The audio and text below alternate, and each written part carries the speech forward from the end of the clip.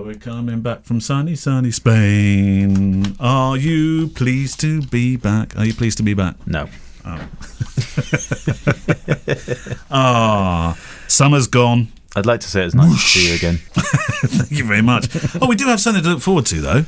10th of September. Yeah, not far away. 10th of September is not now far away. It did seem a long, long way away, the start of the balmy summer. Yes. But 10th of September is our meetup in Brighton. I think the way we need to give people the firm details is... through the Facebook group. The Facebook group, and I will put something on the website as well for people who don't do Facebook. I need to speak to a fish and chip restaurant because we're going to go and do a podcast then. You can't just rock up with a whole load of microphones and say, what are you doing? So far, I've heard from about 15 people, roughly. But 15 won't turn up. No, but... Well, if they did, we'd be in trouble. Maybe more, though.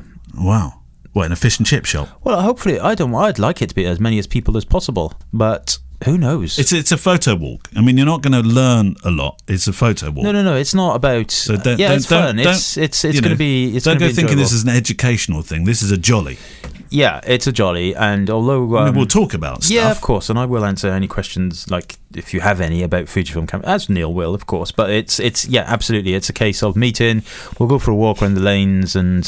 the pier, and the fish and chip shop. Up around the pavilion and all that kind of stuff, and just have a little wander, and and then just have a little bit of fun, enjoyment. A photo event. Yeah. Maybe everybody should take one pivotal picture from the day. So we do tie it loosely into photography. Yeah. One pivotal moment. Or we could do a portrait shoot-off or something on the beach. Right. We got to book in a hotel as well. Yeah. Yeah. Obviously not the marital suite for us both. The Fujicast. That's not necessary. Not again. Okay, this week, thank you to our friends at Simpler Straps, who are still with us, for letting us give away a Simpler camera strap each to our favourite email questions of the week. Great thing about Simpler, max function, minimal bulk. Not like Kev after all that Cerveza. Oh, max bulk, minimal functionality. That's me. Quick adjusting. Were you quick adjusting? No, probably not. No. Non-metal hardware that won't scratch your camera and glass. Go to simpler.us, simplr.us, and Kev's just talking about his beer glass, probably.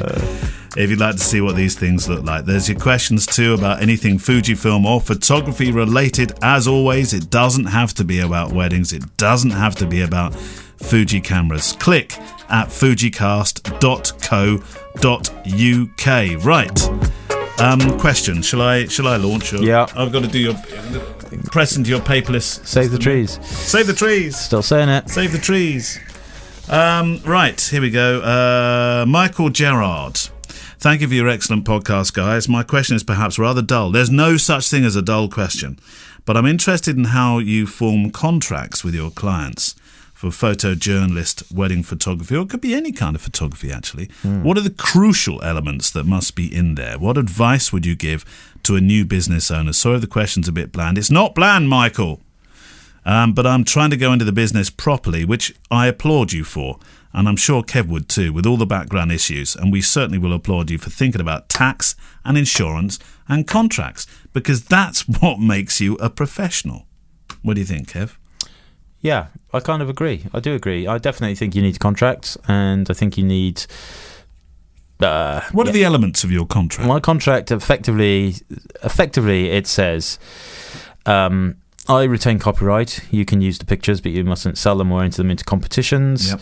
You should feed me. It also says that the cancellation notification periods.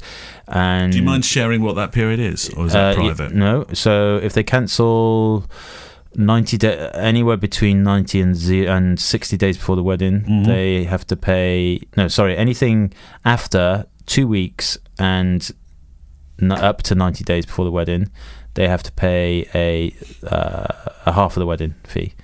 Right. 90 days to 60 days is 3/4. 60 days is 100%. Right. Okay. And the 14-day period is... We talked about this prior to Spain, of course, but have you ever had to exercise that? No. Okay. I've had cancellations. I've kept deposits, right. but yeah, never. Luckily, nobody's got that close. Okay. And again, I would do it on ethics, which we did talk about. Yeah. Yeah. So contract's important. The other thing in the contract is that lovely clause that Joe Bursink shared with us all those years ago, which essentially sounds very legal, but it says you cannot not like the pictures. Now, how did he word that? Because I don't use that clause. I did, but you've got that. It's based on you cannot. You've employed me for the style that you see that I shoot. You cannot reject the images based on aesthetic alone. Right. That's ultimately what it says. Right. Okay. Now, again, luckily, touch wood, and hopefully that's never really come into play. But there you go. I think that's more important, certainly for candid style photographers, because there's no direction involved. But what about release forms? No. In fact, I've got a good release form. I'm going to go, but you're going to have to keep talking while I go because it's in the room behind you. Okay. So bear with me. So I don't have release forms. I in my contract I do have a little bit under GDPR, which essentially says that the bride and groom are responsible for telling the guests that they will be photographed. And those photographs may well be used on my website and in my marketing and in the marketing of anybody I am associated with, such as Fujifilm and any ambassadorial roles. So I'm passing that responsibility onto the client. I am not. I don't believe that if we had to get the permission of every single person we photographed at a wedding, I just I would just give up. I would stop doing it. Yeah. I would go and do something else. That would be one level of bureaucracy too far. I was, funny enough, with the release forms, I wasn't thinking about that because the GDPR thing started to worry me immeasurably with that. But I was thinking more about when you're doing commercial shoots. Right. This is a release form that was used on one of the films I've just been making in Africa. I didn't realise this actually came from one of the producers, so the legality to this was quite interesting. Number one, in consideration of the sum of £1 to be paid by the company to me, the receipt of which I acknowledge, I warrant, confirm and agree with the company that the company shall have the right to exploit any films, photographs and sound recordings made by the company for the film in which I feature on any... It was going on, but in essence... you have to pay £1 to this person. Yes, because in British law, in contractual law, there has to be a monetary transaction. That's the pound. So we always pay £1. That's right. That's why some isn't it? Who did Amazon bought some massive company for £1? Yeah. Basically, they're buying their debt. In fact, an F1 team was sold for £1, wasn't it? Yeah, because they have to buy. They're inheriting their debt, but they still have to pay a sum. Yeah. So the second part is I unconditionally grant you to all consents required pursuant to the copyright. Third was irrevocably and unconditionally waive all rights I may have in respect of the film. That could be photographs. 4, I consent to the use by the company of my name, likeness, voice and biography. 5, the company may assign or license this agreement to any third party. That's the one that can cause trouble. And 6, this letter shall be governed and construed in accordance with the law of England and Wales are subject to the jurisdiction of the English courts. Now, of course, that's going to be different for different countries. Yeah, and that all goes back to what it says on our money. So I promised to pay the bearer the sum of £5 or £1 or whatever. Good question, thank you, Michael. And actually, do you know what I'm going to do? I'm going to go really early for once, and I'm going to send you the strap for that question.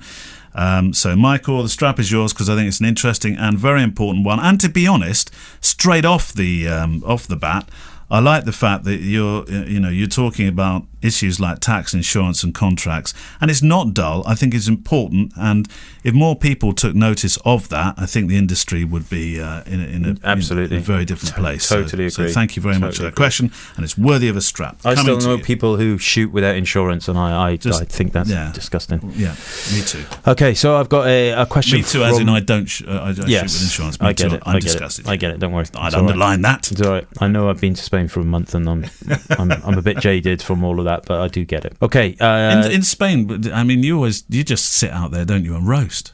Yeah. I mean, you are effectively. And let me just run. I make friends with the lizards. Yeah, but I mean, those pictures of you, as always, you're there. I mean, do you have silver foil around you to get that tan you get? I mean, you are effectively. Hang on a minute. Let's put a little Geiger counter around him here. Kev is effectively off the scale. Look at that. Look, it's going mad. Look. Oh, my word. You are radioactive. I am, yeah. I love it. I love it. I just like, and the thing is now the kids are a little bit older. and so which means that they're more looking after themselves a bit better. Yeah. So we still spend a lot of time with the kids. It's terrible parenting coming up here. We just get drunk and leave them to do what they do. No, I know. Go play with the lizards, kids. It does sound a little bit like that, but certainly in the old days when they were really young, we the only time we could really relax was when they were having their naps or in bed and stuff. Now, of course, they never want to go to bed at night, so they stay up pretty much till we go to bed. Which is fine. That's what holidays are for, isn't it? Absolutely. Yeah. Okay, so this is from J Cubit, and again, this is an older one. We got this back in May sometime. Hey guys, my name is J Cubit from Vancouver Island, Canada. Such a pleasure listening to both of you. Kevin, you've got to read this next bit. Don't do a blah blah blah on this. I've only just put my eyes on this. So, Kevin, you are my Jeff Ascough. Oh, look! Such a big influence on me. I can't thank you enough. Also, loving the podcast. Blah blah blah.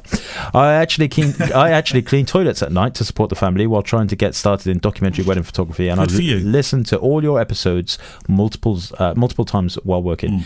It really helps me to remind me of why I'm chasing this. I'm 41 years old and left a great pay-and sales job to follow this dream.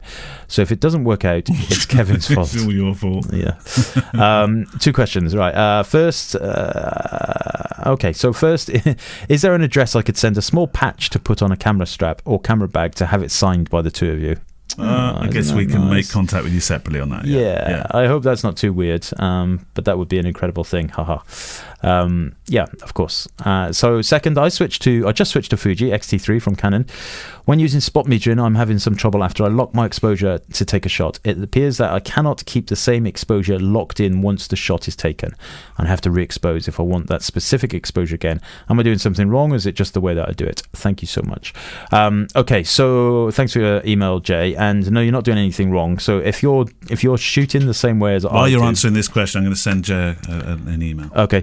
So the way that I tend to do things, and the way that you may have picked up from my YouTube, etc., is using a back button focus technique. So in the Fujifilm world, you stick the camera in manual focus. Your AFL button on the back becomes your focus lock, and that depends on how you configure the camera, but that can separate your exposure lock from the autofocus lock, which is the way that I like to do things.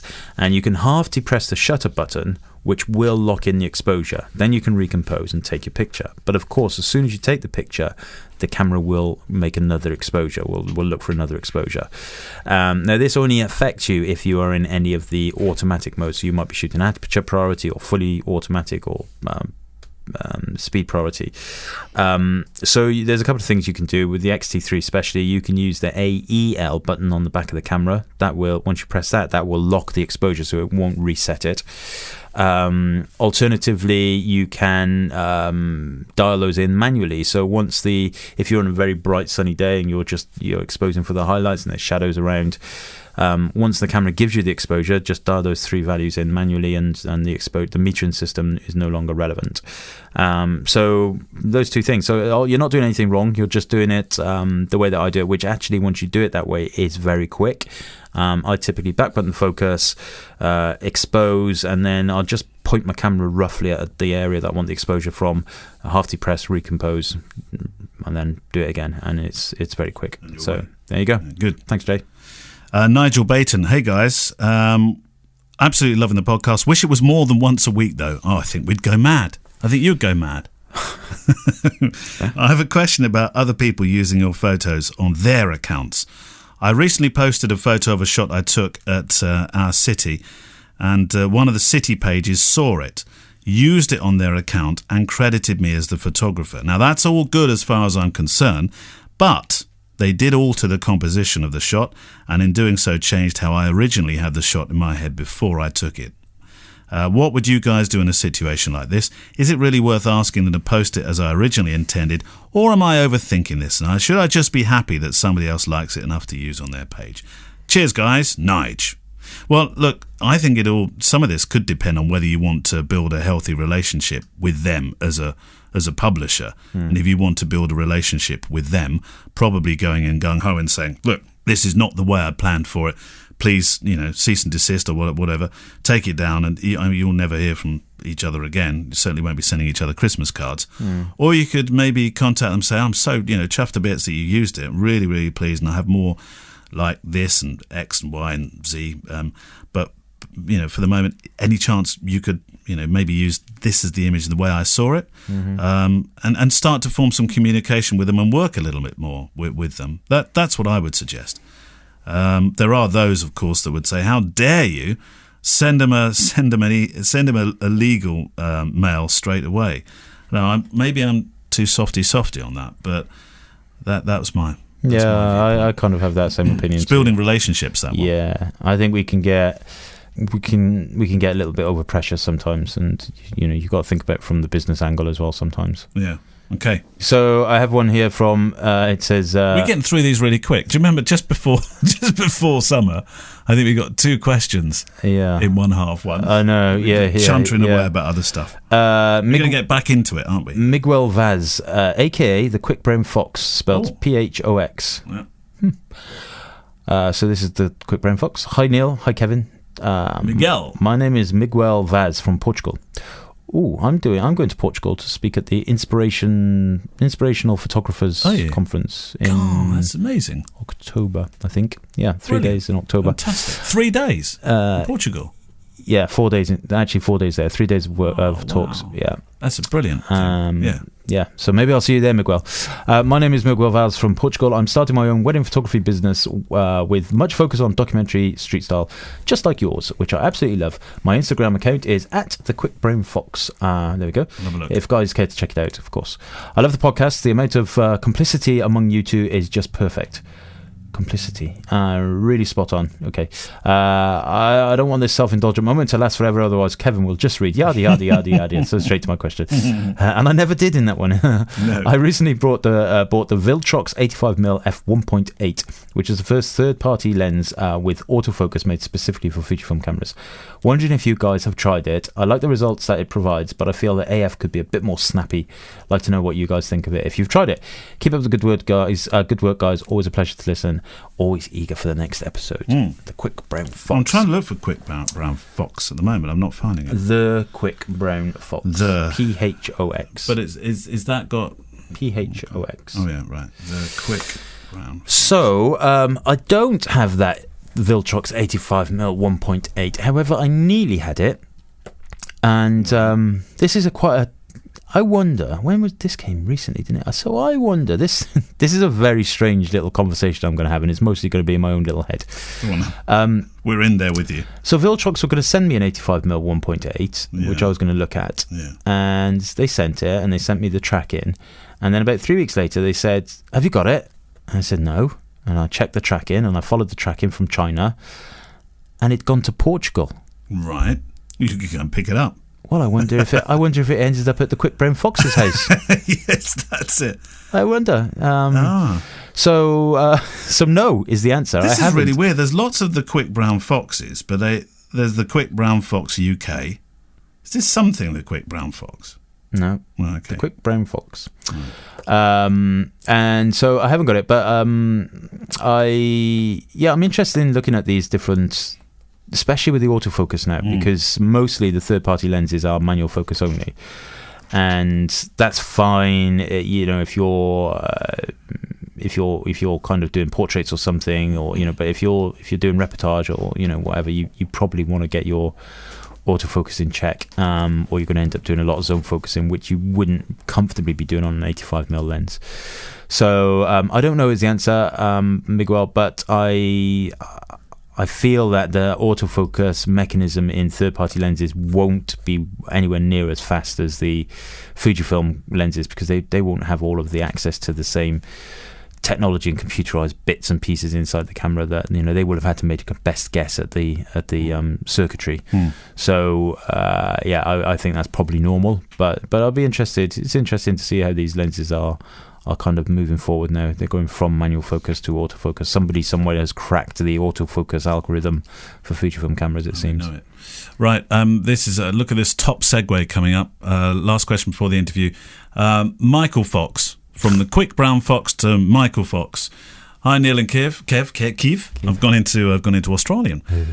Really love the podcast. Not only is it highly entertaining, but very inspiring and full of great insight. I have a question on how you manage your work-life balance as a wedding photographer. I feel this was touched on in the Other Half series. Now, if you haven't heard this yet, it's a couple of months ago now. Kev, you interviewed Sam, my other half, and I interviewed Gemma, your other half. But it'd be great to hear from you guys how you balance your work and personal time. So I suppose from our aspect as opposed to theirs. I'm currently full-time employed as a photographer for a company in Leeds, which requires me to work away from home the majority of the week. So I really only have weekends at home, and I'm considering going into the wedding business. Hopefully not at the same time. You'll never be at home.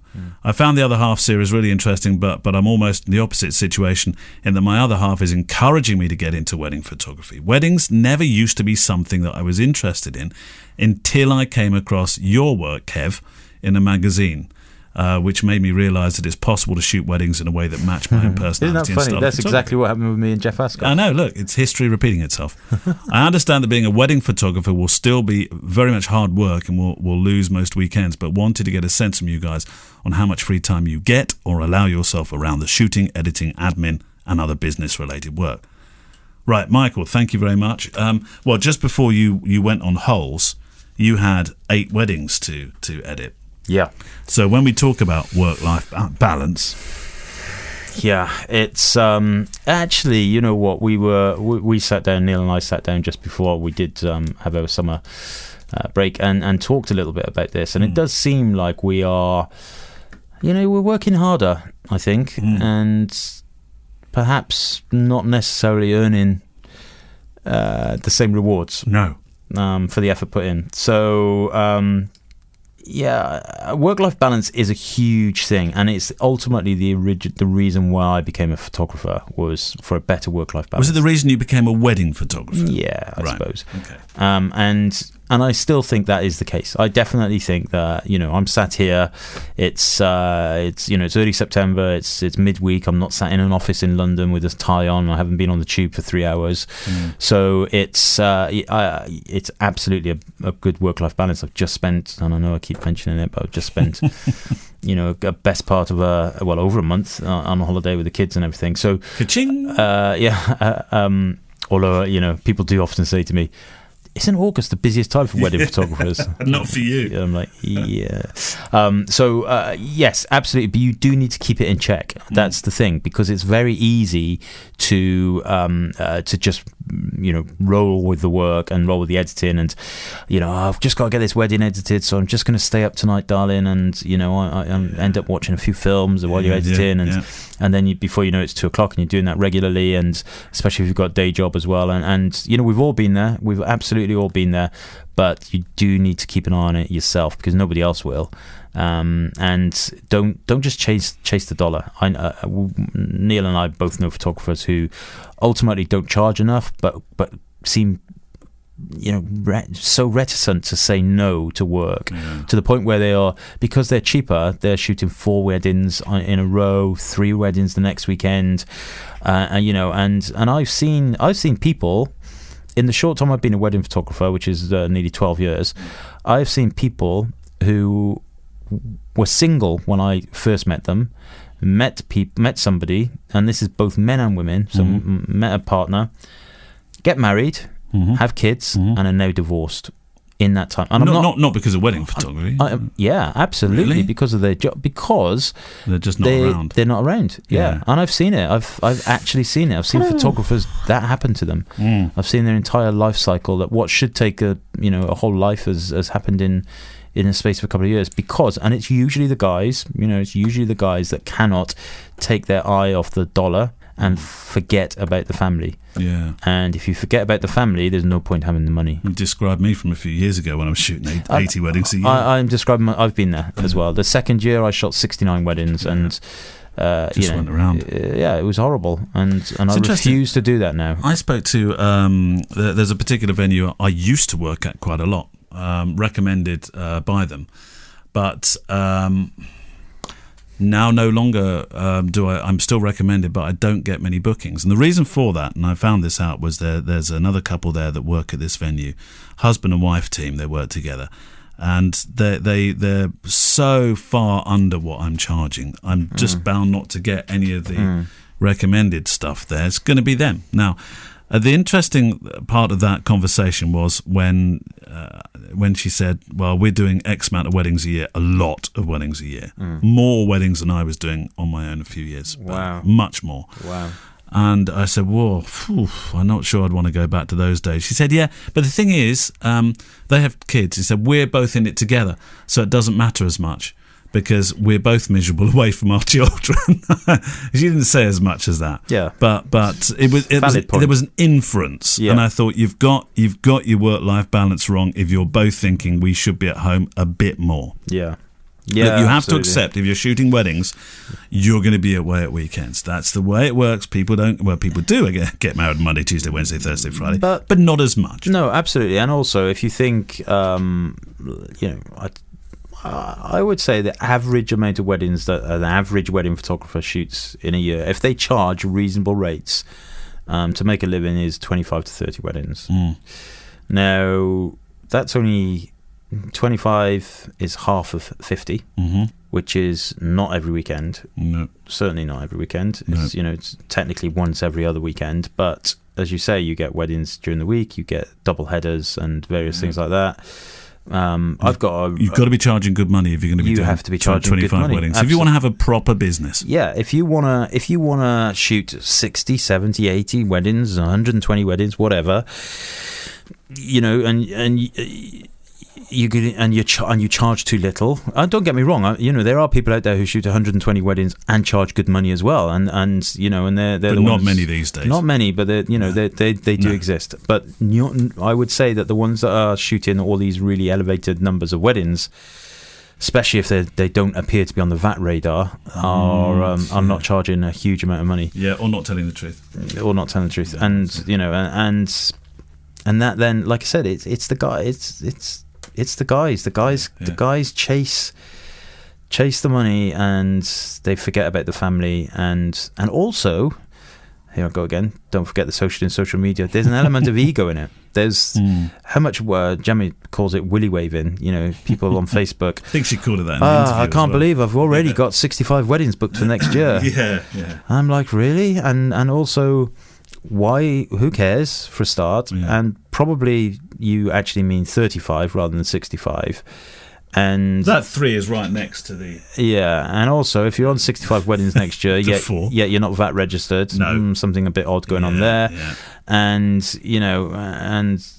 take your hand and stick it back in your pants. There we go. There's solid business advice from President Mullins. As we discussed, the battle bus is being built. The new political party is being formed. Right, it's time to get enough of this silliness. Time to get to this week's interview. This week, an established photographer and filmmaker, 30 years of experience to his name, with a portfolio of work that's blessed the pages of Vanity Fair, GQ, Vogue and the Sunday Times. I always think when you go to a website, in this case chrisfloyd.com, and find representation on the contact page, that there must be something going terribly right with your career. Chris Floyd is this week's guest, and he's someone who's been on my radar creatively. He's in my bookmarked filmmakers folder and has been there for quite a while, though it's his photography that a Fujicast listener, Jeremy Baker, reminded me of only recently. So here's my chat with Chris. You arrive in London during the poll tax riots, and the next thing you're moving between the most glamorous, as far as I see it, the most glamorous European cities, photographing the kind of people who frequent the pages of Vogue and Sunday supplements. But it can't have been that easy, surely. Take me through those formative years. I did actually move. I left home and moved to London on the day of the poll tax riots, and it was March 1990. I had a job assisting job in a studio in the King's Road, a rental studio, and I worked there for about 2 months, and they used to let the assistants use the studio for their own shoots at weekends and evenings and stuff when it was empty. And I used the studio in the building to do my own shoot one Sunday, and we finished really late, about midnight, and kind of half tidied up. And then I just thought, I'll just come in really early tomorrow and finish it before anyone else comes in. So I came in at like about 6 o'clock the next morning, and I've no idea why, but one of the owners had decided to come in even earlier than me and saw the absolute mess the place was in, and basically I got sacked on the spot. That was quite a trying time, because then, you know, I'd left home only a couple of months earlier. I was trying to stand on my own 2 feet. I was, and it wasn't like getting paid a fortune. I was getting like 80 quid a week or something like that in 1990. And so I was then, really had to swim very hard to try and keep myself, to not have to go home with my tail between my legs back to Surrey. But they're those pivotal moments. I remember John Swanell mentioning that he got a break, an opportunity to assist for Bailey, and the first thing he did was drop his camera on the floor and smash it into pieces. But it's moments like that make you. They are, and it's kind of serendipitous that you mentioned John Swanell, because the first person that I got some freelance assisting work off was John Swanell. He won't remember me, because it was his second or his first assistant hired me or called me. I think I had sent a CV in or something like that. He called me and I came and assisted on something. I can't remember what it was. And then I went back and assisted maybe 10 or 12 times over like a 6-month period. It was him that gave me my first freelance assisting opportunity. And from there, I then started to get more assisting work with some quite good people, actually. And I just learned bit by bit. The things I learned actually from assisting, I tell you what, I didn't learn positive things actually about photography from being an assistant, but I learned what I think of as quite negative things. I was working for people who were, I was 21 and I was assisting people who were maybe in their mid-40s to late 50s. And what I saw, there were great people, and then there were also people I assisted, and I don't want to mention any names, but there were people I assisted who were just jaded and cynical and tired and bored of it and unwilling to put themselves out on a limb and try new things. And I realised that at that young age, how dangerous that was for your sanity, and as well as your career and your attitude towards how to go about work. I learned that you have to maintain a little semblance of naivety in your work, a spirit of adventure, and to not be afraid to try new things on a shoot, even if it's like a big commercial shoot. Do the thing that you know will work, and then set aside half an hour and just try something for the sake of trying it. Now look at your work. Is it who's who of portraits? And I see Attenborough, McCartney and Bowie and Oasis, and dare I mention him in the same sentence, even Piers Morgan. But it occurs to me that another day at the office for Chris Floyd is a newcomer's idea of made it, tick off list, nothing else to achieve here. We talked about grounding on the show before. What keeps you grounded? Oh, lots of things. Those names that you mentioned are, it's like a shallow endorphin hit when someone calls you to commission you to do someone like Paul McCartney. You get really excited. Oh my God, I'm so excited about doing Paul McCartney. I'm a massive Beatles fan. But then once it's been and gone, you still have to worry about, paying the mortgage, paying your bills, getting more work, all of that stuff. It's no different from any other form of self-employed life. At the end of the day, we are people like us are self-employed freelance contractors. What's the secret to longevity in what can be a very tight and very competitive space? I started doing photography when I was about 14, and it was a hobby for the first 6-7 years. It was just a hobby I did after school and at weekends and stuff. And you have to remember that for that period of time, the only reason you did it was because you just wanted to do it. You weren't doing it for money, and you weren't doing it for glory or fame or anything like that. You were just doing it because you liked the smell of the chemicals in the darkroom, and you liked the way a print appeared when you started knocking a piece of paper around in a tray of developer, and you liked all those things, and you have to remember that's why the thing that you loved about it in the first place, and then you have to apply that to the way you go about your work on a daily, weekly, monthly basis at the age we're at now, which is to be enthusiastic. And also, you want people, because I photograph people, I want people to leave my company at the end of the day and think that was a really great day. That's in the positive column of my time on Earth. I'd really like to spend time with him again. It's very much like being an entertainer, doing what we do, or my type of work, in that when I'm photographing someone, I very much feel like I'm on a stage, and my job is to bring the subject, which in this case I think of as almost like the audience, is to keep the audience engaged and kind of upright in their seat and excited and thrilled to be at the show and not wanting the show to end. And particularly, actually, this applies much more in a way to people who are used to having their photo taken a lot. So famous people, or people who are politicians or actors or musicians, or anyone who's used to it, and for them it is not an exciting, thrilling, participatory sport. For them it's often a chore and slightly awkward and tedious.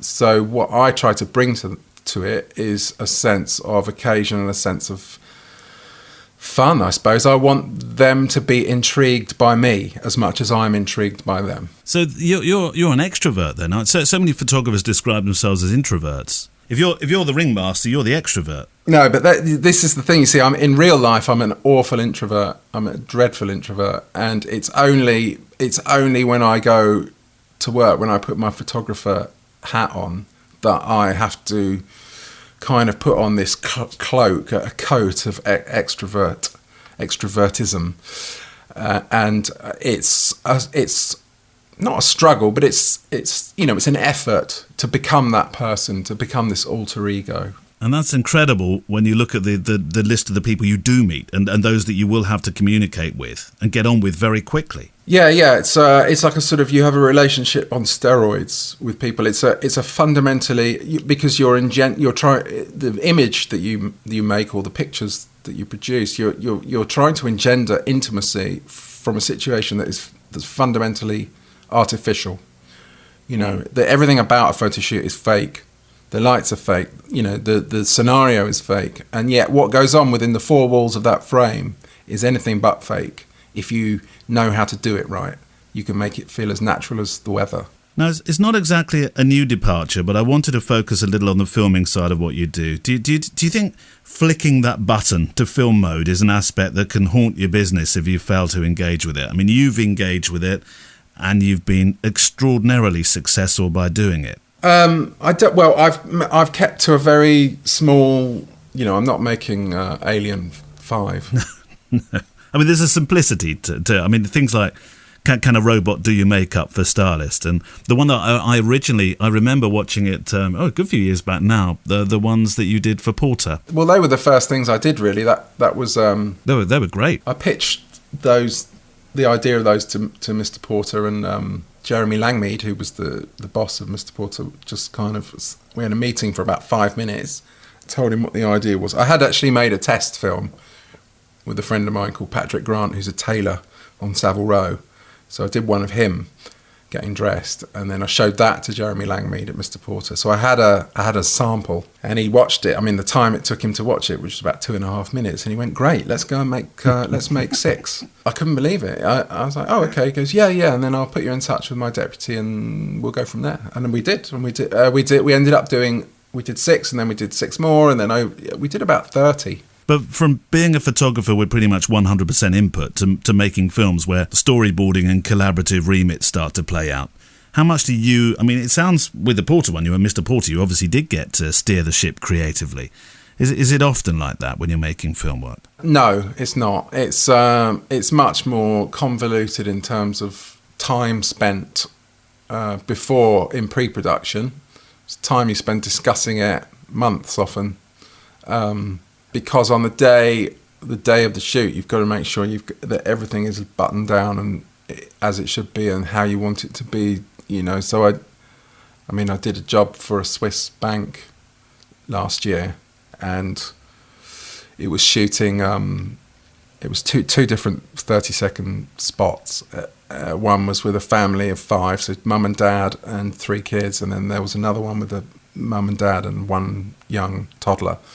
And you end up spending sort of 2 hours discussing what kind of bowl the toddler will be eating his mashed banana out of, So, and everyone's got an opinion on it. So often you spend a lot of time discussing props and things like that. So it's because the camera moves and it goes all over the place.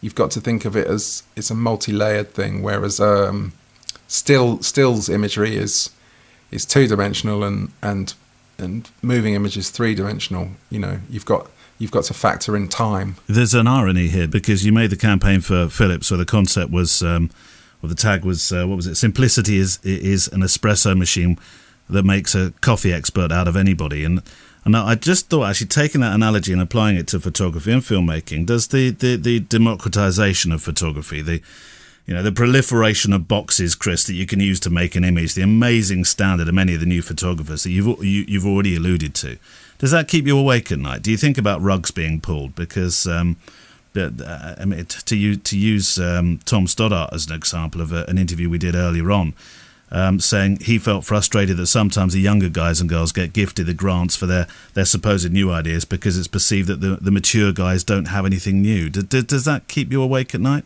It doesn't keep me awake, but it does. It's just the nature of life on Earth. It's there are always younger creatures coming up behind the older creatures. I listened to your Tom Stoddart one actually, and that did really resonate what he said about the young and the old. It's youth versus experience, isn't it?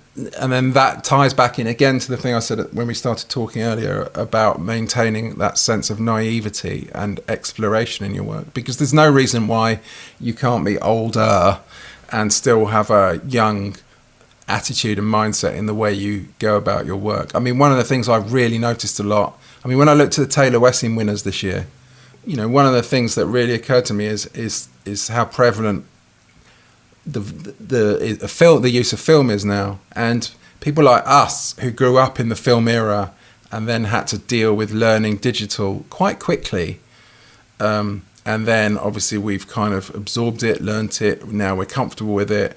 And I do still have all my film cameras, and the one film camera I probably use more than any is my large format 4x5. Why that particular one? Oh, I just like pottering around with it. I like the process. It's the one thing you can't get from using the digital system is 5.4 or 10.8.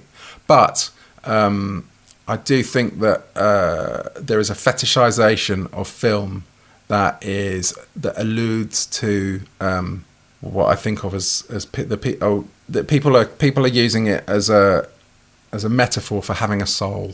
And they're saying, so people who are young people who've really embraced film, it's because young people have grown up they're entirely digital natives now. The young, they've just grown up with digital their whole lives, so it's ubiquitous for them. So the idea of latching onto film or playing vinyl records is another one.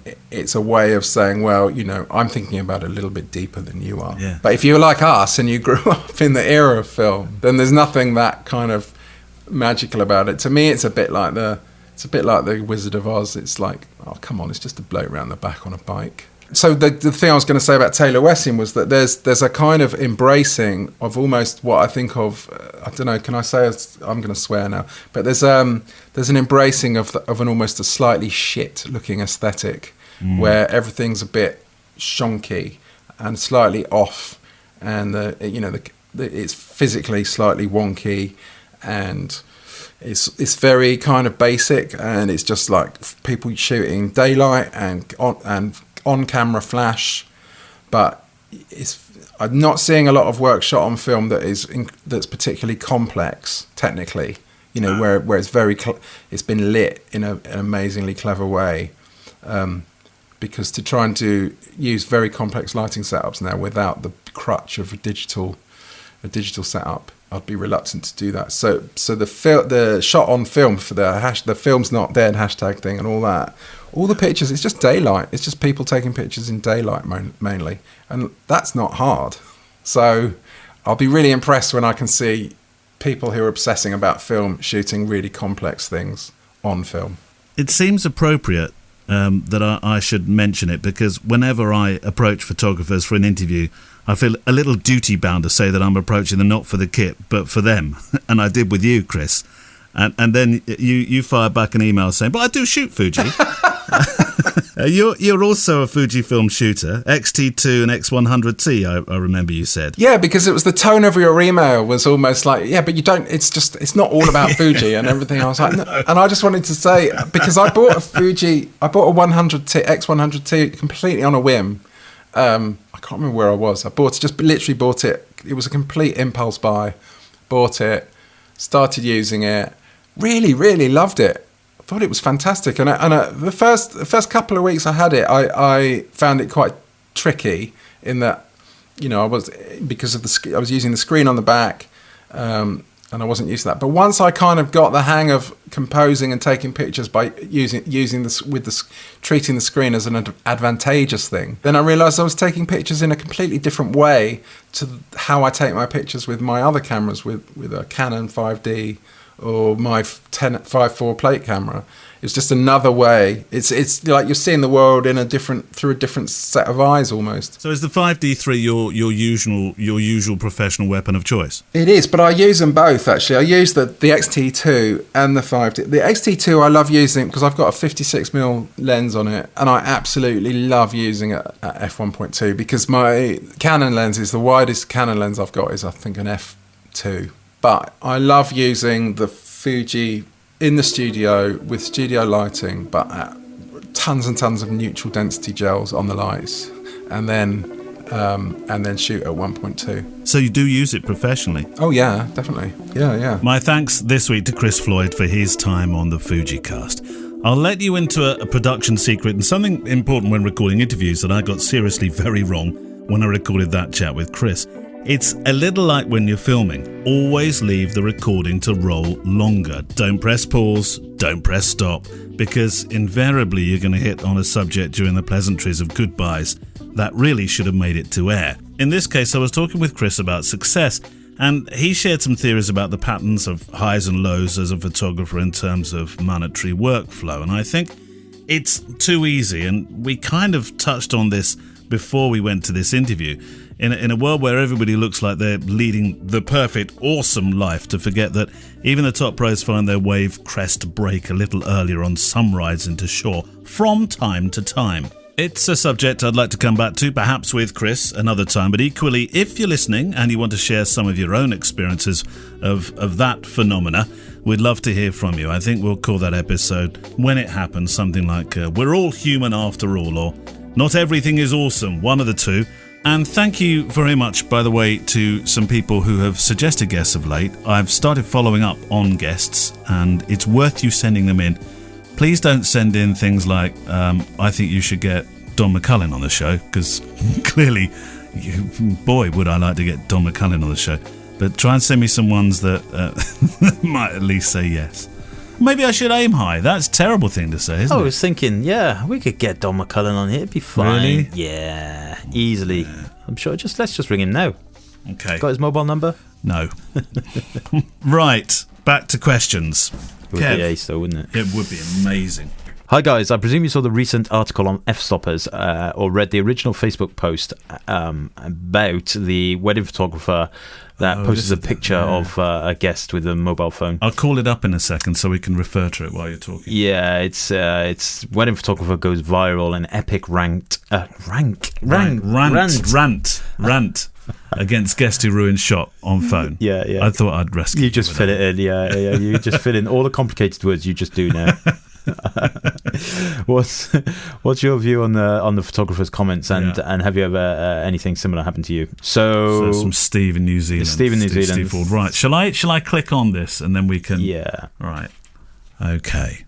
So wedding photographer goes viral with epic rant against guest who ruined shot with phone. Okay. It's on f-stoppers. It's on f-stoppers, and it's been on Facebook. I've seen this. It's come up a million times. But actually, this is not the first time this kind of thing has happened. It's this whole idea of viral is, once it kind of comes around every 2 years or so, when it falls out of memory from the existing people, then it happens again. So this is nothing new, and in fairness, it's quite an extreme example. So you have the bride and groom just about walking out from the ceremony location by the looks of it, and then you have this two arms right in the middle of the frame with a mobile phone with perfectly exposed picture on the mobile phone.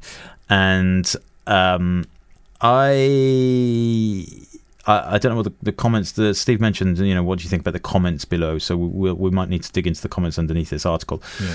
But first of all, when I saw this come up and I had it shared on my timeline loads of times, I was a little bit like, oh, yawn.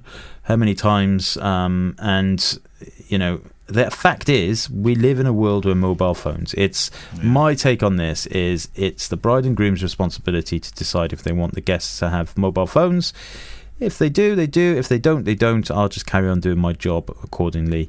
If a picture has got, a mobile phone, somebody using a mobile phone in it, in 30 years' time, we won't be using those technology, and it will become a nostalgia point. So yeah, I don't care about it. But just very briefly glancing at these comments, Mark, I'm sure that's his real name, says this is a problem affecting only the amateur wedding weekend warriors. The professional ones do know how to do it. A wedding is formed for the album in 2 separate parts, a posed and closed to the public section, and a documentary of the day. They are separated, and since forever, the documentary part must include the guests with cell phones.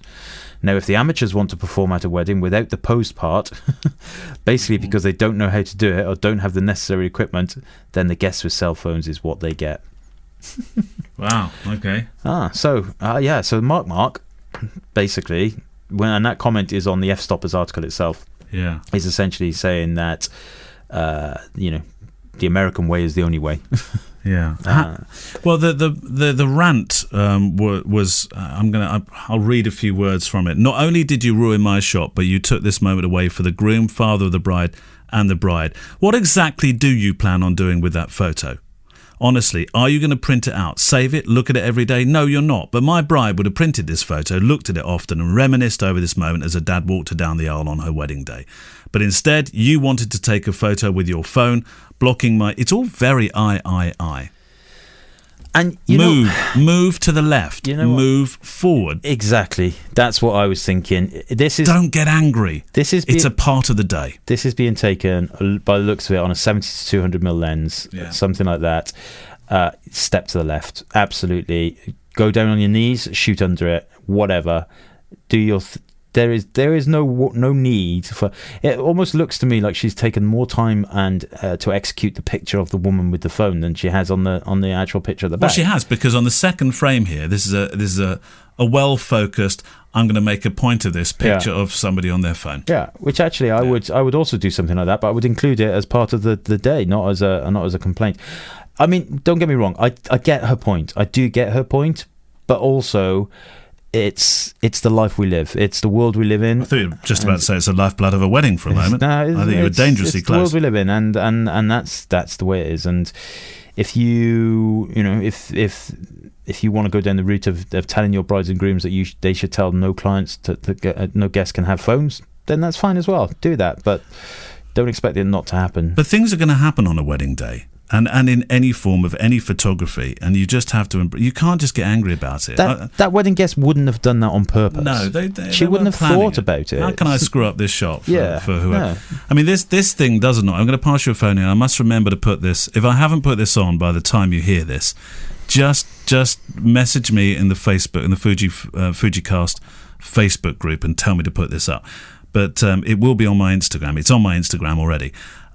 This is a picture that was ruined for me, not by a guest, but by a videographer who decided during the first kiss to walk across frame. Have I ever showed you that? Oh, yeah, I have seen that picture. Yeah, absolutely. That one really annoyed me. No, yes. Now, that's not like a guest. That's a professional walking across a scene at the moment the guys are being told to have their first kiss by the vicar. And why do they walk across the front? I know. whether it's that time or not, was to get to his other camera. One of his cameras was locked off, so he didn't care. Go around the back. But there was no back to go around. Well, then he shouldn't have gone. He should have sorted his cameras out so they were working. That would annoy the So that's on my crap out of me. Instagram, by the way, and I've written about it. Yeah. But equally, if you want me to put that on the Facebook group, then just remind me, or I'll try and remember it, and I'll pop that up so you can see exactly what I'm talking about. That is something to have a rant about. I should send that to F-stoppers. Yeah, absolutely. Actually, they will probably get on. Should I send it to F-stoppers? You should do, yeah. But then that poor videographer is going to have his hide. Well, I'm not saying what his name is. Am I doing something wrong by doing that? No, but somebody would recognise him, wouldn't they? Would they? Imagine. Should I blur him out? No, I shouldn't blur him absolutely not. Why would you? Why should you? He did something. I did a wedding once where the videographer was out the back when the I was going to say waitresses then, but the bridesmaids started walking down the aisle. Yeah. And he was still behind them. He'd not got himself to the front. He hadn't turned his cameras on or anything. So he just pushed past them down the middle of the aisle, and he had a big Star Wars T-shirt on, pair of baggy jeans, and this was a big church. He had a Star Wars shirt on Star Wars at a T-shirt, wedding. Pair of baggy jeans, and this was a big church where he could easily have gone around the side aisles. And he literally, the pictures I have of the bridesmaids coming down the aisle is basically of this man shoving them out the way because he panicked because he hadn't got to the front in time to turn his cameras on. Now that did annoy me also, although I did think it was a bit funny. They're talking of inappropriate T-shirts years and years. This is way off track here. And involves a funeral. Years and years ago, a friend of mine who lived out in, who passed away, lived out on Lanzarote. They have a system there called the hole in the wall. When you bury people, I don't know if you've seen this in parts of Spain. You don't go underground, not necessarily cremated, but you're put into a big wall. Crypt. Yeah. So they're using the hole in the wall. It's I think it's quite a nice idea. I think you're still above ground and. So what they do, you go into your tomb with your coffin, and then they'll put a slab of concrete over it, and they'll obviously seal it up and do what they need to do, and the slab of concrete will have your name and so on and so forth on it. But the particular guy that was being buried was definitely the life soul and the lifeblood of every single party. His name was Sam. He was a costume designer on some really big films, big movies, things like Killing Field, stuff like that. Oh yeah, he was big time.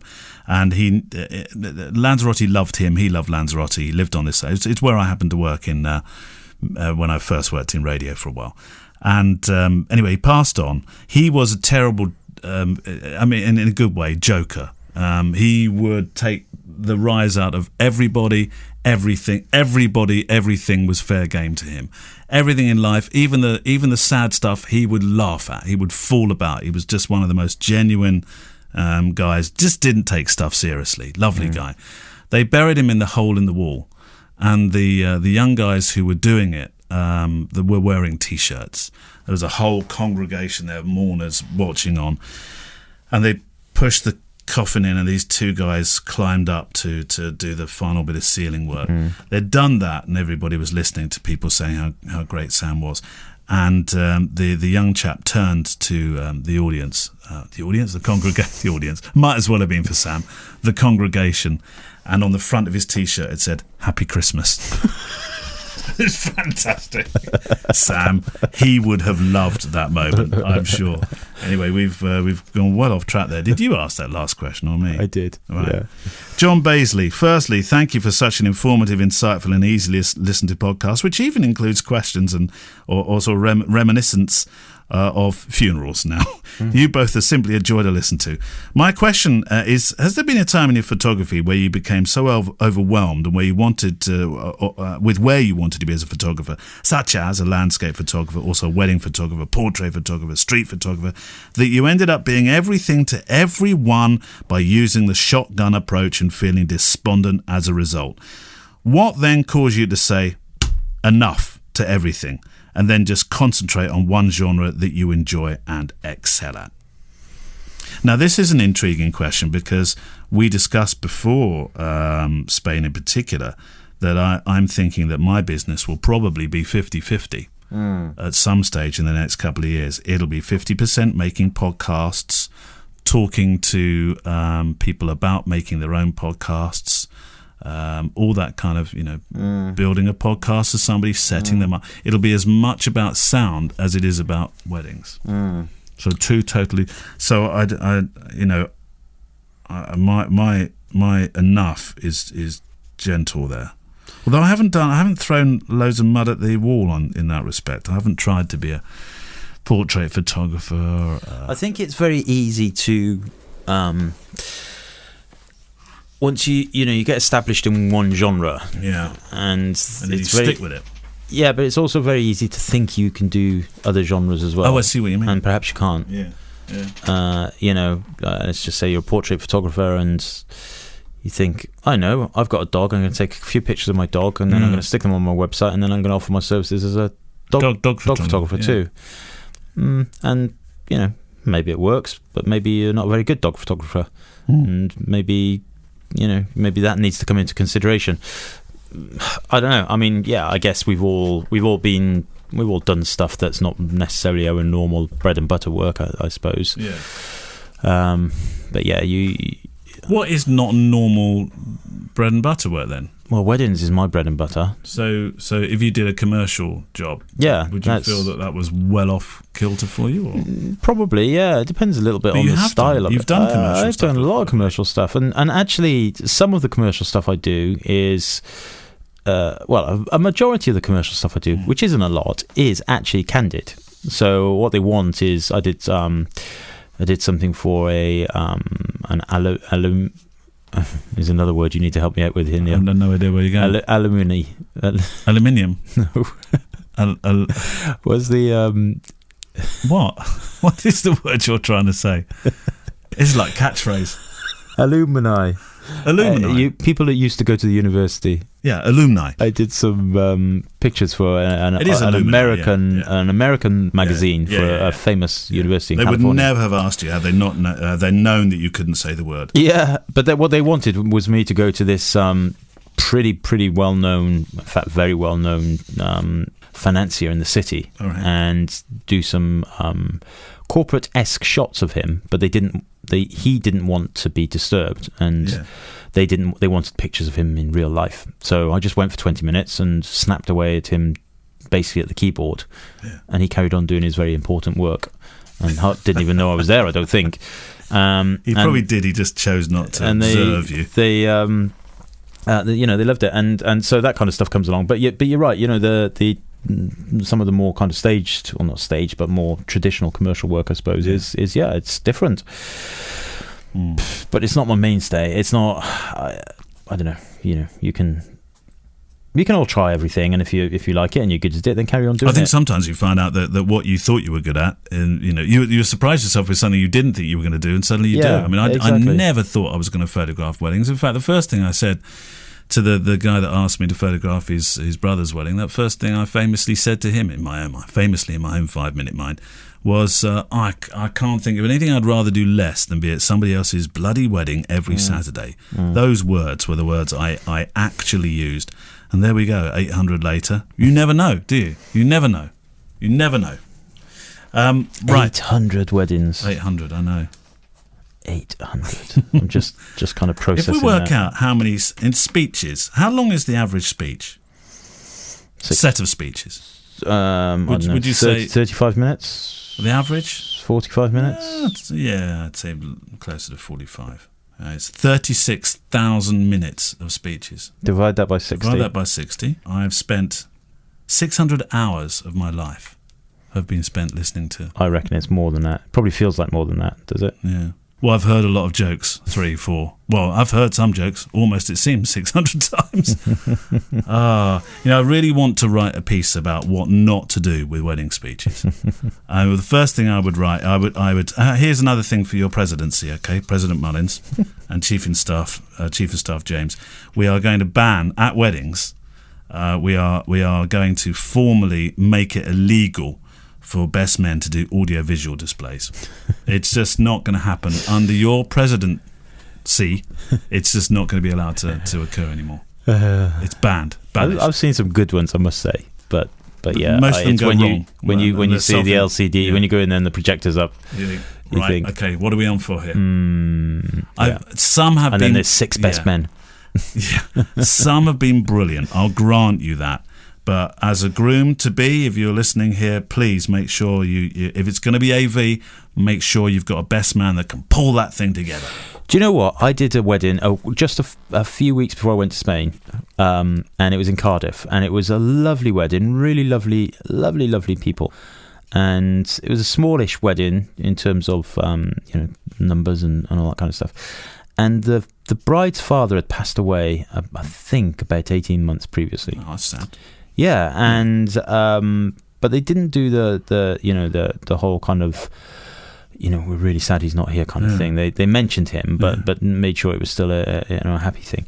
But the brother of the bride basically did that speech effectively. Yeah, as they do in that situation. And he did an amazing thing, and I was like welling up myself. So what he did was he got his dad's computer, his old laptop, and his dad was a photographer or liked taking pictures, and he went through and he was doing it live on a projector. So he was going through like a critique. No, but he was going through like the file system. Okay, and it was like Haley, let's just say Haley, and he was like Haley's first Holy Communion or whatever it was, and then they were going through all these pictures and everything, Christmas and everything, and it was absolutely beautiful. I bet that brought the house down. Absolutely, yeah. I mean, there was a lot of, but I think before the wedding, people had said to each other, this will be a fun thing rather than a sad thing. Yeah. So the bride and groom didn't know this was going to happen, but I think everybody else knew it was going to happen.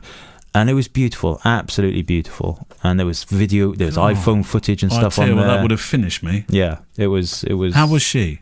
She was, I mean, you could tell she was emotional about it, but also you could tell that she was desperately trying to see the loving side of it rather than concentrate on the sad side of it.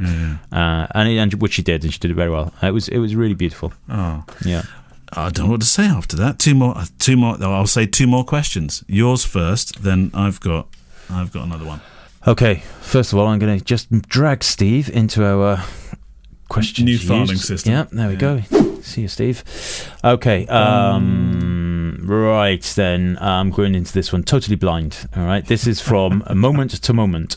I love the way that the paperless system has made you so much less prepared. Do you want to come back to my way of working? Hi, Neil and Kev. Hi, Neil and Kev. Just finished listening to all your episodes, and now I'm been binging. And now I'm stuck to just one a week.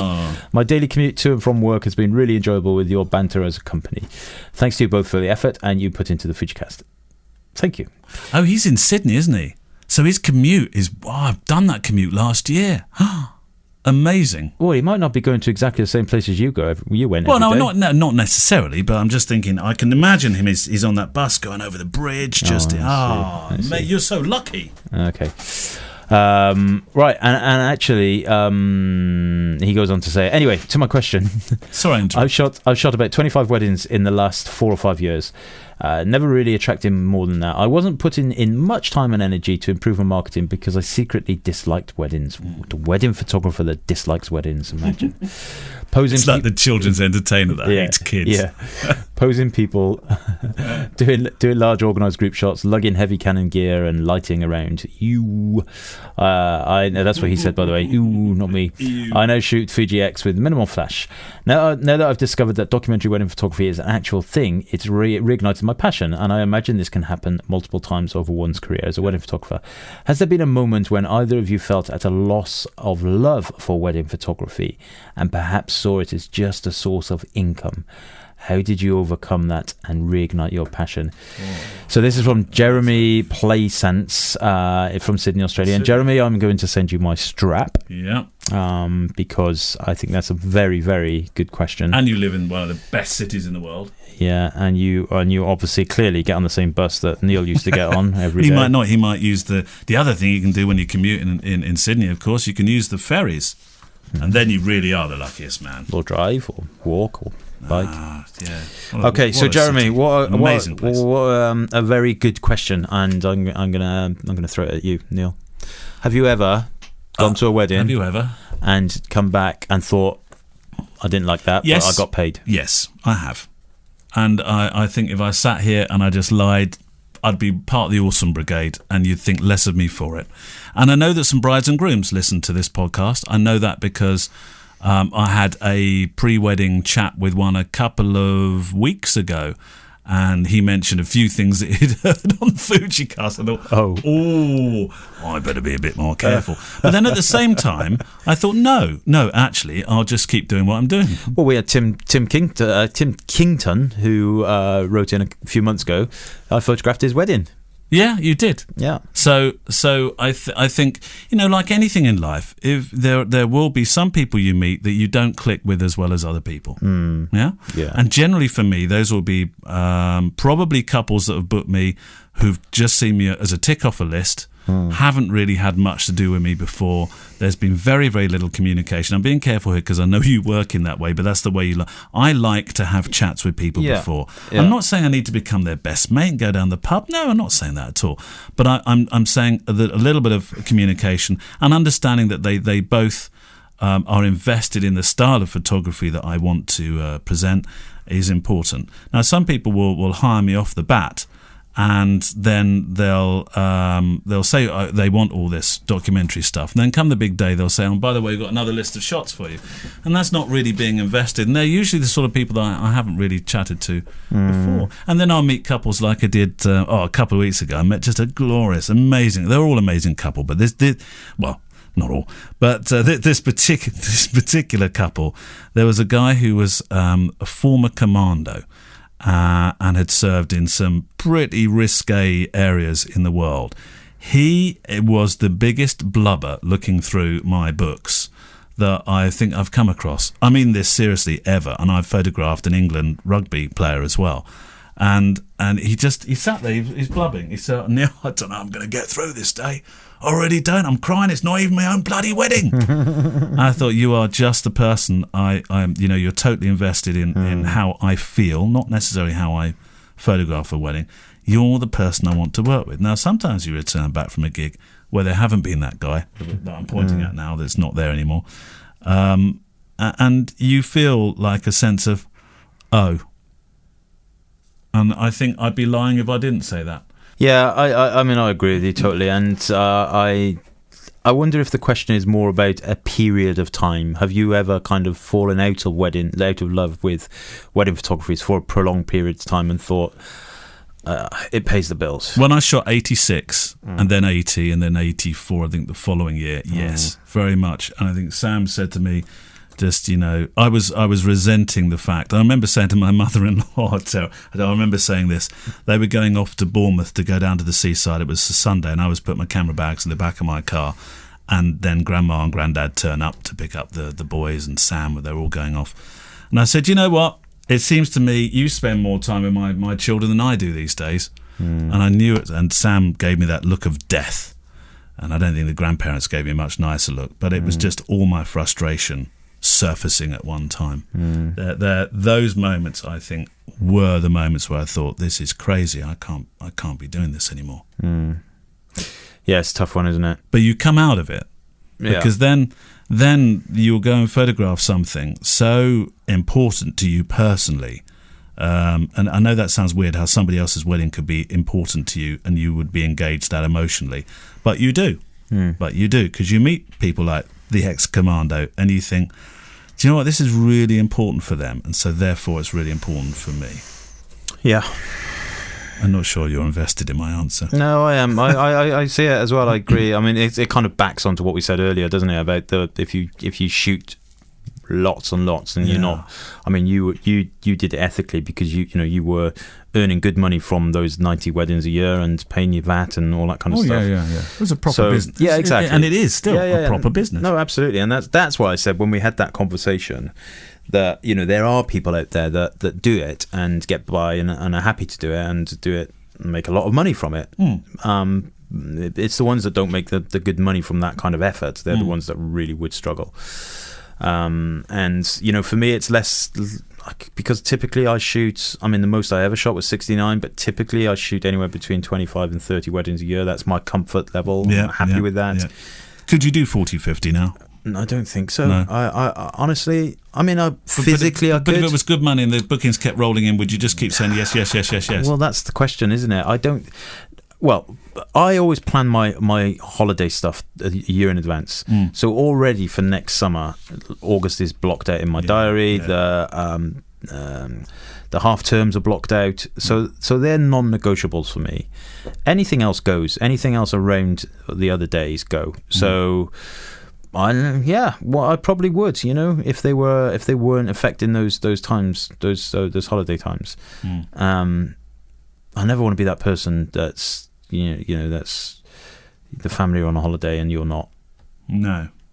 And it happens, it happens to a lot of people. It happened to you. It did, yeah. Yeah. In fact, bloody hell, it happened to me once when I did that year of 69 weddings. Gemma and the kids went off to Spain straight after the schools broke up. I came for the last 2 weeks of August, so they had an extra 4 weeks. So you didn't do the 4 weeks, you did the 2 weeks. No, this was about 7 years ago, but that was the thing that made me. Yeah. Was that the time when you said no? That was it. I've got to have my life as well. Yeah, no, that was it. While we were there in Spain, I remember showing Gemma my diary and putting a big square around August. Did you? And said, did you literally write it in? Boom, boom, yeah. boom. And she was like, "Oh God, you're going to come for the whole month." All right, last question. This is from Ben. Thank you, Ben. Hi, Neil and Kevin. Mondays are now my favourite day of work. Oh, Ben Gillett. Sorry, it does seem sometimes Ben. I'm sorry. Ben Gillett's had a few mentions of late. Literally, sorry. I just picked this out on the content, and now I notice Ben's at the top, so I'm not doing a question. No, I will, because we should end on a. So the answer was no. On a light-hearted note. Mondays are now my favourite day of work now. Formerly it was Fridays when I used to listen to my other two favourite grumps, Kermode and Mayo, reviewing films on 5. Now I bookend my working week listening to you guys. Question for the podcast. Which famous person would you most like to take a portrait of? One living or maybe one that's passed on, perhaps? And a bit of gossip. Just between the listeners, which famous people have bad reputations as a portrait sitter? Of course, you can have fun dancing around that. I wouldn't be able to say, because he did mention that Steve Shipman. The only reason I wouldn't say is because I don't think I've had anybody really that bad. But Steve Shipman said Lenny Henry was a tricky character. Didn't like having his picture made. Wasn't into it. Made for a very uncomfortable session. Meanwhile, Anthony Hopkins, absolute dream. He'd also heard about John Swanell's story, the very drunken John Hurt session. That was very funny. I when I was listening to that, I was visualising. It was like watching a film in my brain. They downed 6 bottles of wine and champagne in one day's shoot. Yeah. That is going some, isn't it? Oh, so there we are. I've thrown this one at you. That's a really, really good question. Any other week, that would have been a strap. Sorry, Ben. Who would I like to... Do you know the answer? Do you know your answer to this already? I think I do, yeah. You go first then. See, I would have picked prime ministers of power. I would love to have photographed. It doesn't matter whether you agree with her politics or not. I think Margaret Thatcher would have been fascinating to photograph. I really do. Mm-hmm. So, but that would be a bit too obvious. And I was thinking about musicians, and I thought, who do I really, really admire as musicians? I suppose people like Elton John. But then that would be a bit of an obvious answer. You can only have one. Pick one. I can only have one. And you did say deceased. So do you know who I would love to have photographed who is now deceased? I think Kevin could almost guess. It's only got 3 letters in the word. Sam. No, not your mate Sam, who's in the hole in the wall in Spain. No, not Sam. And the other Sam, my wife, is still very much alive. No, I know. I realised when I said Sam, then I thought you thought I thought that, and I didn't think that. Well, last time I looked up that path, she was saying, "You're right. I meant you're okay. You're hole in the wall, Sam. All right, no, you're fine." Happy Christmas, Dad, of course. Yeah. Yes. No, I didn't put. And I know that seems like I should put Mum on there as well. I really should, but Dad. Because of the inspiration and what he gave me as a man, in terms of you can do anything you want, son, just believe in yourself. I never took a portrait, and I thought maybe I did. No, I don't think I did. No, because I was never a professional. I might have taken a picture of him, yeah, but I'd never made a picture of him, and I think that would have been the essential difference. So after all that, Ben, I think for me, very easy, Dad. Yeah. So sadly Good deceased, answer. I can't do that one. But that would be the one. I'd like to take a picture of King Henry VIII. Oh, no, that's a good one. And then I'd punch him in the face because he was a complete But I think he'd be a great... Yeah, that would be... What a power portrait. Yeah. Mm. Yeah. it'd be him. Yeah. Well, there we go. Thank you very much for all your questions this week. They are without doubt the lifeblood of the show. It says it on our beer mats. It does. No, they're not beer mats. No, not beer mats. They're coffee coasters. Coffee coasters. Yes. Clearly, you've been using yours in Spain as a beer mat. No wonder it's got all those little brown marks. Look at those down there. There's not coffee stain. Right, thank you to our friends at Simpler Straps for letting us give away a couple of straps. As always, if you'd like to obviously see the straps for yourself online and see how they work very nicely with these ear Fujifilm cameras, you can go to simpler.us, simpler.us. Music from Blue Wednesday. Payoffs. We're just going to return to our normal payoffs this week, by the way, because we've got some new ones lined up. And thank you for those that you've been sending in as well. Rosa, for yours, first of all, just like old times for a second. My dad's Instagram is Kevin Mullins Photography. See his films on YouTube at Documentary Eye. His website is kevinmullinsphotography.co.uk. Or for street workshops, training and everything Fujifilm, go to f16.click. Hang on, actually, I'm going to use one of my new ones. Do you mind? No. Okay, here we go. Neil's Instagram is Neil James. See his films on YouTube at Neil James Photo. His website is neiljames.com for pictures and one-to-one mentoring. I'm Tim Bender from Indiana. My Instagram is Timothy B. Me. TimothyBme, and my website is timothybme.com. That's it then for this week. We will see you. I keep saying see you. We got told off for that 2 months ago. You will hear us next week. Thank you. Grath, yes? Muchas gracias. Muchas gracias. With the T and H, isn't it? Because that's the way you pronounce it. Well, unless you're in Argentina. And then it's gracias. Mm. Oh, is it? Yeah. Oh, well, there we go. You learn something every single week.